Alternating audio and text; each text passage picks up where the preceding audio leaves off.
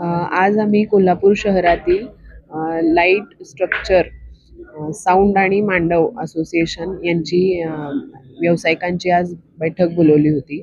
या बैठकीसाठी शहरातील चारही पोलीस स्टेशनचे प्रभारी अधिकारी आणि सर्व व्यावसायिक या संबंधाने हजर होते.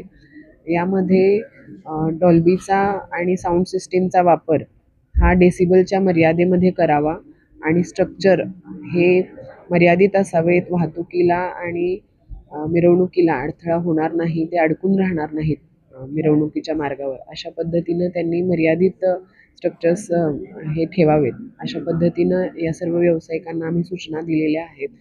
व्यावसायिकांकडून पॉझिटिव्ह रिस्पॉन्स या ठिकाणी आम्हाला मिळताना दिसतोय. अशा पद्धतीनं साऊंड पोल्युशनचे मागच्या वर्षी आम्ही काही ज्या कारवाया केलेल्या होत्या त्या अनुषंगानं देखील आम्ही सूचना दिलेल्या आहेत. जे कोणी कायद्याचा भंग करतील, साऊंडची आणि स्ट्रक्चरची मर्यादेचा भंग करतील, त्यांच्यावरती कायदेशीर कारवाई ही करण्यात येईल.